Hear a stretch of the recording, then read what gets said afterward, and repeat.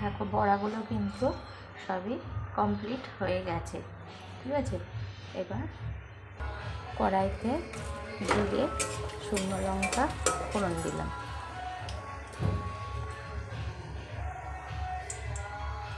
তারপরে কেটে রাখা আলুগুলো দিয়ে দেবো।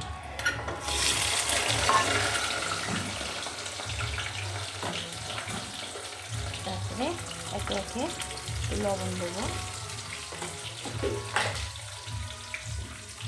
আর একটু হলুদ দিয়ে আলুটাকে একটু লাল লাল করে ভেজে নেব।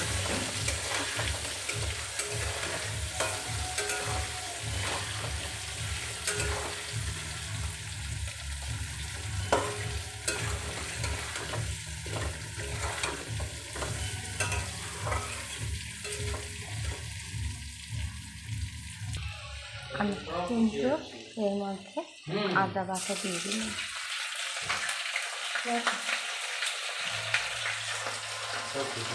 আর দিলাম একটু ধনে করে একটু জিরে দিয়ে,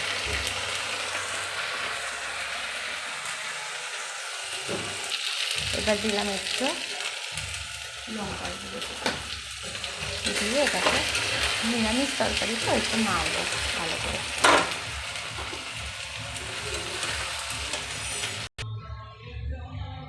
দেখো মশলাটা কষানো হয়ে গেছে, তেলও ছেড়ে দিয়েছে। এবার একটু গরম জল দিয়ে দেবো।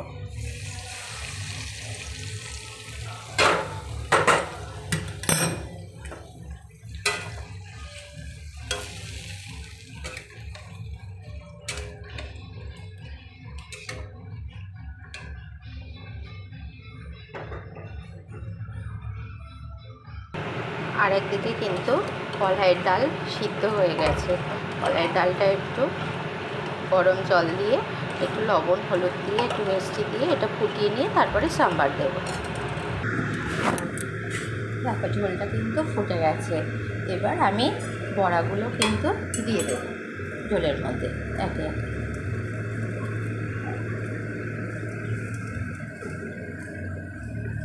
তারপরে একটু গরম মশলা দেবো, একটু ঘি দিয়ে নামিয়ে দেবো।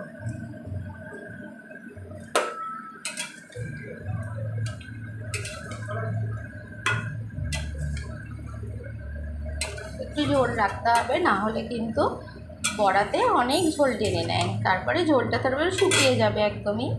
সেজন্য একটু ঝোল ঝোল করেই নামাবো। এদিকেও কিন্তু আরেকটা কড়াই বসিয়ে দিয়েছি, তাতে মৌরি শুকনো লঙ্কা তেজপাতা ফোড়ন দিয়ে দিলাম। এর মধ্যে কিন্তু আদা বাটা দিয়ে দিলাম আর একটু কিন্তু ধনে গুঁড়ো দিয়ে দিলাম, দিয়ে কলাইয়ের ডালটা একটু সাম্বারে দিয়ে দিলাম।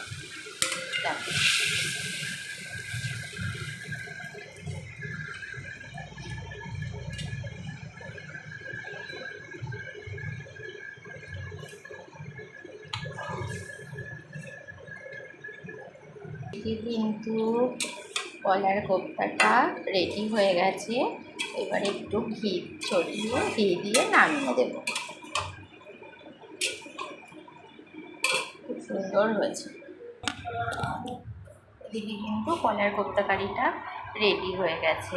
হ্যাঁ, আর এদিকে ডালটাও হয়ে গেল, সাম্বার দিয়ে দিলাম, ডালটাও রেডি হয়ে গেল। দেখো এবার করবো হচ্ছে তেল পটল। পটলটাকে খোসা ছাড়িয়ে নুন হলুদ মাখিয়ে রেখে দিয়েছি, একটু নরম হয়ে গেছে। এবার কড়াইতে তেল দিয়েছি, তেলটা গরম হয়ে গেছে। এবার পটলগুলো দিয়ে দেবো।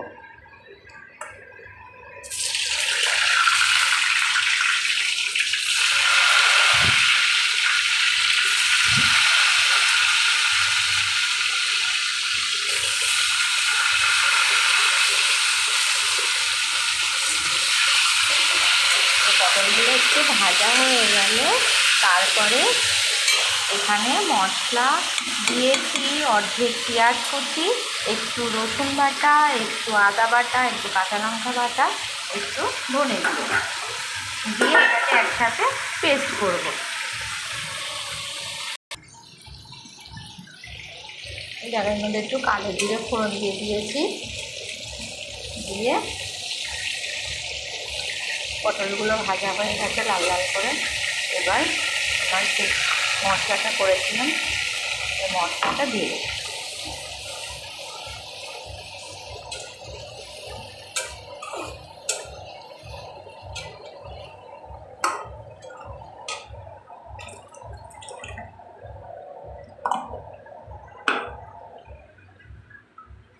তারপরে একটু লবণ দিয়ে দিলাম, তারপরে দিলাম একটু হলুদ,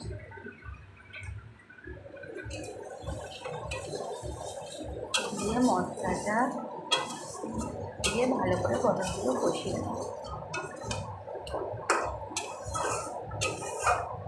যতক্ষণ না মশলা দিয়ে তেল ছাড়ছে ততক্ষণই মশলাটা কষাবো।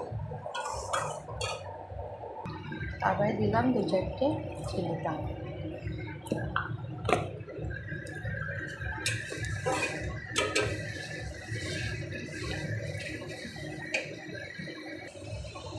দেখো মশলাটা দিয়ে কিন্তু অলরেডি তেল ছেড়ে দিয়েছে।